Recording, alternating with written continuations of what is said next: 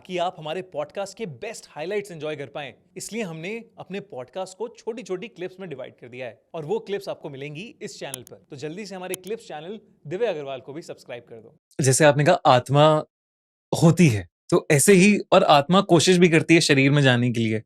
तो आप इन सब नेगेटिव एंटिटीज, पिशाच, भूत प्रेत में मानते हैं? नहीं, मैं नहीं मानता था दिव्य, पर फिर एक दो ऐसे छोटे मोटे इंसिडेंसेस हुए जो एक एक वो होता है ना कि मैं मानता हूं कि भूत होते हैं, और दूसरा होता है कि कुछ तो होता है जो हमारे समझ के परे है, मगर कुछ तो होता है। अब वो अच्छे और बुरे दोनों होते हैं, है ना? तो कई लोग बोलते हैं कि भगवान होते हैं, कई लोग बोलते हैं कि भगवान तो हमको नहीं मालूम, लेकिन एक सुपर पावर तो है जो सब चीजों को स्ट्रीमलाइन करके चलता है।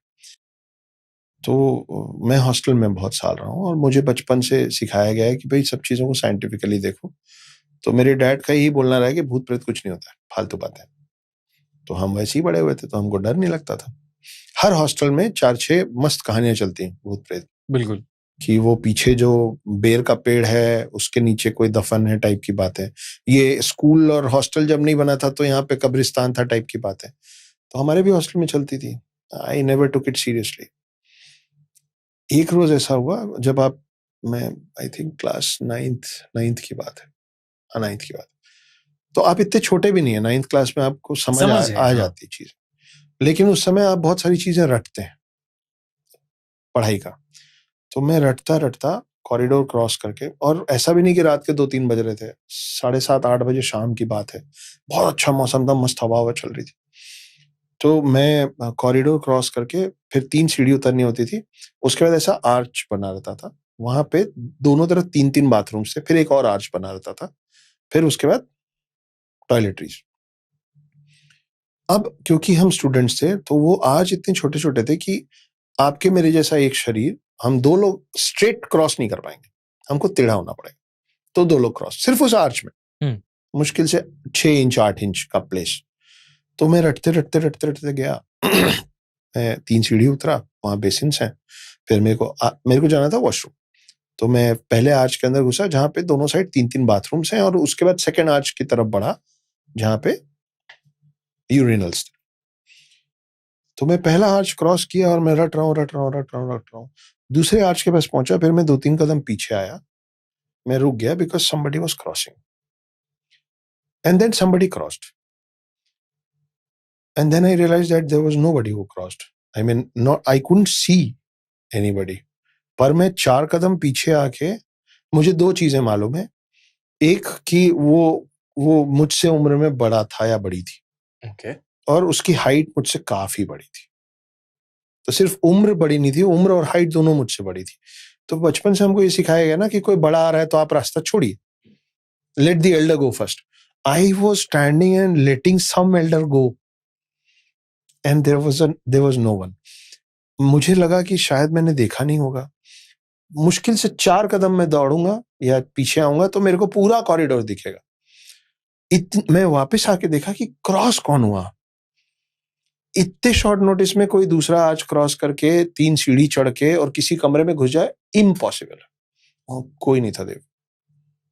मतलब आपको ये याद है कि पढ़ते-पढ़ते आपने ऐसे देखा ज़रूर कि कोई आ रहा है? नहीं, मैं महसूस किया, फ़ील हुआ? और सबसे पहले जो दिमाग में ये आया ना कि मतलब ये 7:30-8 बजे कोई सीनियर भी नहीं, मतलब कोई वार्डन या कोई कहाँ क्यों है यहाँ पे? मेरे को अभी भी घबराहट हो रही सोच के कि अभी यहाँ वार्डन क्यों है? एंड देन आई रियलाइज कि वहां कोई नहीं था। बट ट्रस्ट मी, मुझे पता है कोई था। मैं प्रूव नहीं कर सकता और ना नुकसान हुआ। भाई मैं जो आपको बोल रहा हूँ, मैं इसमें बहुत सारा मिर्ची मसाला लगा के सुना सकता हूँ, मैं फिल्में लिखता हूँ, है ना? लेकिन जो हुआ था मैं एज इट इज बता रहा हूँ कि वो कोई था जो मुझको क्रॉस करके गया। मैंने उनको जाने का रास्ता दिया, मगर वहां कोई नहीं था। फिर पूछा आपने स्कूल वालों से कि भाई क्या कुछ? नहीं, मैंने किसी से कुछ नहीं कहा। इसलिए नहीं कहा क्योंकि मैं दूसरी तरफ फुल टाइम खड़ा रहता था कि तुम लोग फालतू बात करते हो, ऐसा कुछ नहीं होता। तो मैं ये बोलता तो आप अलग-अलग एज में अलग-अलग टाइप का ईगो होता है ना। तो मेरा ईगो ये था कि मैं तो डर ही नहीं सकता हूँ। तो मैं बाहर जाके कैसे बोलूँ कि मेरे साथ ऐसा कुछ हो गया? तो I never spoke about it. But फिर मैं उस समय मैं जिस काम के लिए जा रहा था वो काम किए बिना मैं लौट आया था डर से। वो भी अपने आप में बात है कि तो अंबिकापुर में मैं पला बड़ा हूँ, अभी आई एम अराउंड 41.5। तो जब हम छोटे होते थे तो उस समय हर घर में कार नहीं होती थी, है ना। मोहल्ले में 1 या 2 कारें होती थी, हर घर में टीवी नहीं होता था। बड़ा अच्छा टाइम होता था, सब एक साथ जमा होते थे, कभी कभी चित्रहार देखने, रामायण महाभारत देखने, और भी कुछ कुछ सीरियल्स देखने। तो my dad was very helpful to all the people and we had a Maruti 800। तो बगल में एक परिवार रहता था और उनमें एक महिला थी जो प्रेग्नेंट थी, दीदी भाभी कुछ भी बोलते थे। तो डैड ने बोला था कि रात बेरात अगर कहीं जाना पड़े हॉस्पिटल तो संकोच मत कीजिएगा, बता दीजिएगा। गाड़ी है, 2 व्हीलर में नहीं ले जा सकते ना आप प्रेग्नेंट वुमेन को जो बोल रही है कि मेरा लेबर पेन शुरू हो रहा है। तो एक दिन रात को हम लोग सोए हुए थे और हमारे घर में 2 गाड़ी थी, एक मारुति 800 थी और एक वेस्पा स्मार्ट थी, व्हाइट कलर की वेस्पा स्मार्ट। तो अचानक से दरवाजा खटखटाया गया। हम लोग सब, छोटा सा घर था, एक ही कमरे में सब सोते थे, सबकी नींद खुली। तो और ये भी 9th-10th की बात है। मेरे को स्कूटर चलाना आता था, कार चलाना नहीं आता। तो डैड निकले, उनको बिठाया गया, भाभी को, उनके हस्बैंड को, डैड बैठे, एक आध कोई और लेडी बैठी, और डैड बोले स्कूटर लेके पीछे आओ। मैं बोला ठीक है। तो हम स्कूटर लेके पीछे पीछे, तो जो हॉस्पिटल था, म्युनिसिपल हॉस्पिटल जो था, वो शहर से थोड़ा सा बाहर था। मतलब आप समझो कि बीच में 2-3 किलोमीटर का एक ऐसा पैच आता था जिसमें खूब सारे पेड़ थे, लेकिन कोई रिहायशी इलाका नहीं था। आगे कार चल रही थी, पीछे हम चल रहे थे। अब हॉस्पिटल पहुंचे, उनको एडमिट कराया गया, सब बैठे हुए थे, मैं भी बैठा हुआ था। डैड बोले कि कब तक बैठोगे, मेरे को तो रुकना पड़ेगा यहाँ, तुम निकलो। मैं बोला ठीक है डैड। मैं वही स्कूटर उठाया और आने लग गया। स्कूटर एक जगह पे अपने आप बंद हो गई, जो कि बहुत नॉर्मल है स्कूटर्स के साथ। बंद हो गई। थोड़ा सा झुकाओ, 2-3 किक मारो, चालू हो जाएगा। मैंने झुकाया, 2-3 किक मारा, गाड़ी चालू हो गई, गाड़ी आगे बढ़ी। अब मेरे को लग रहा है मेरे पीछे कोई बैठा हुआ है उस 2-3 किलोमीटर के पैच में। और जो बैठा था ना दिव्य, वो ऐसा क्रॉस लेग, मतलब जैसे लड़के बैठते हैं वैसे नहीं बैठा था, वो दोनों पैर एक तरफ करके ऐसे बैठा था। अच्छा, कंधे पे मेरे को फील नहीं हुआ था, लेकिन आई न्यू क्या होता है ना, जब कोई पीछे बैठा होता है ना तो गाड़ी एक तरफ, आप कोई लेडी अगर एक ही साइड दोनों पैर करके बैठेगी तो गाड़ी उधर झुकेगी, तो आपका बैलेंस दूसरी तरफ आपको झुका के चलाना पड़ेगा to keep the right balance. मैं उस 3-4 किलोमीटर दूसरी तरफ झुका के चलाया हूं, ऐसे टेढ़ा चलाया हूं, क्योंकि वो गाड़ी इधर झुक रही है। 3 किलोमीटर चला, मुझे कुछ समझ में नहीं आया उससे।